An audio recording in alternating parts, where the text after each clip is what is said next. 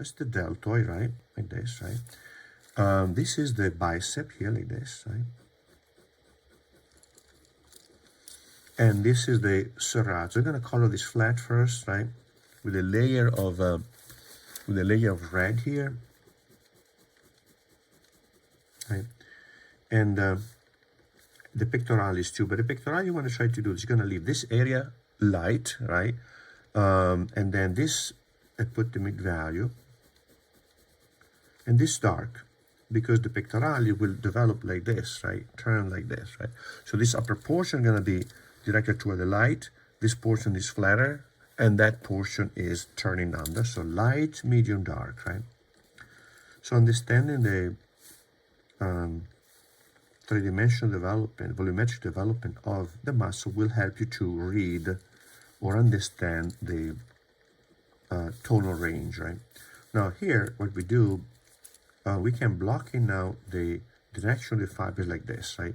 So start from the in between the digitation of the serratus and go down at an angle like this, about 45 or a little less. And then gradually you're going to verticalize these lines in here. See that? They're verticalized. So now here is the segment of the serratus like this, right? I'm sorry, of the external oblique like this, right? Then see how they go in between the segment of the serratus. Then here I want to think, okay, this, as the rib cage turns in, so this side of the external oblique will come in. Therefore, I'm going to have a dark area here a little bit, right? Describing the turning of the rib cage, right?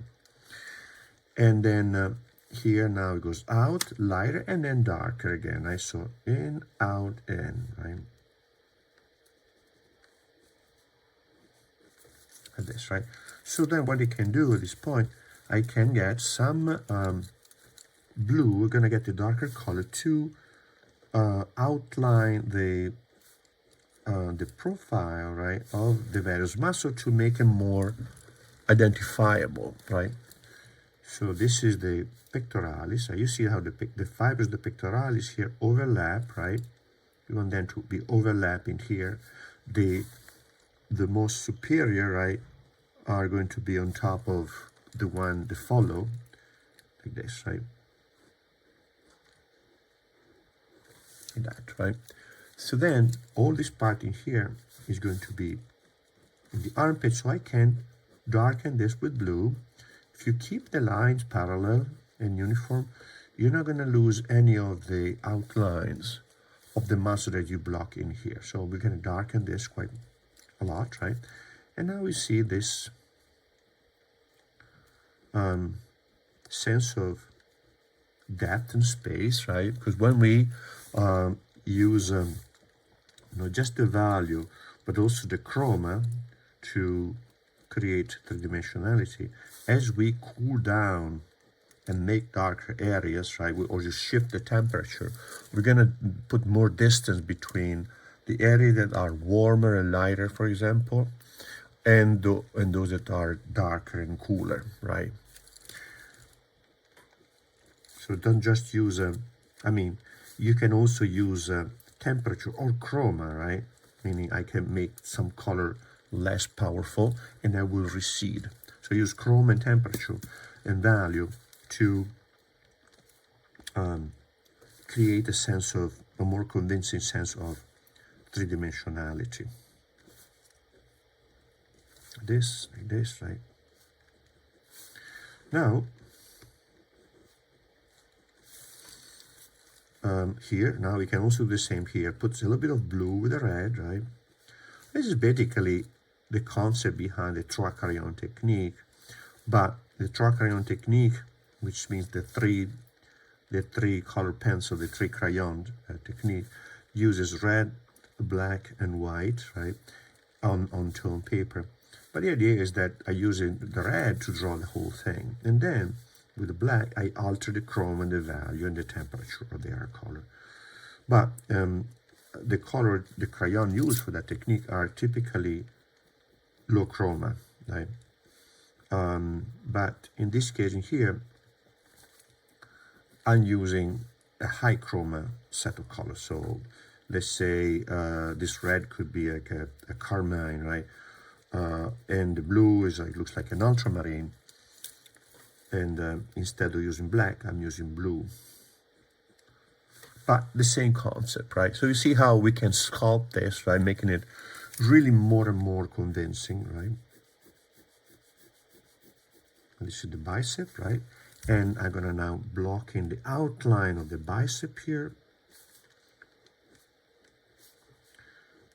And I can leave this alone because I would like to move down now, blocking the rectus abdominis.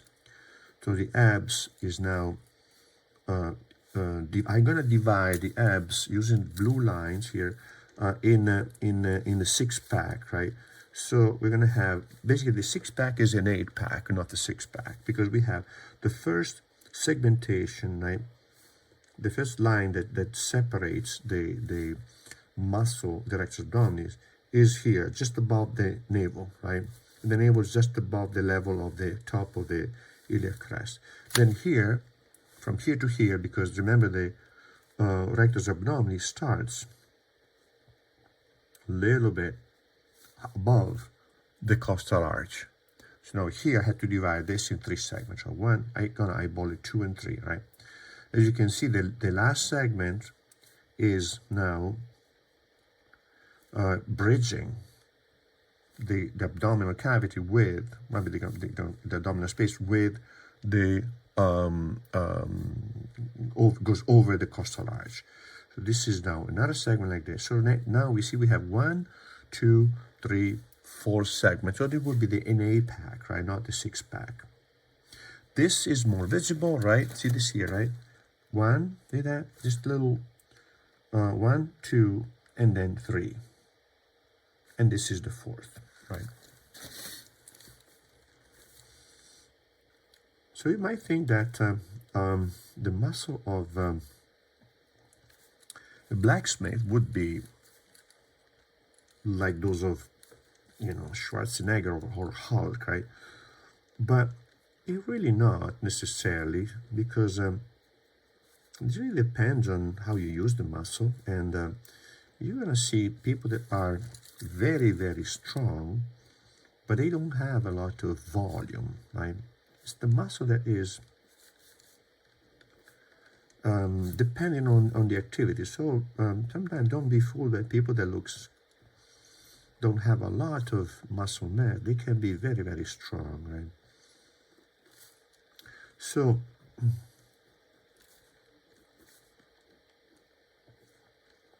now here, we block in the lower part of the rectus abdominis. I'm gonna leave this a little bit more simple, like this, and then this is gonna be a little bit more developed, right, like this.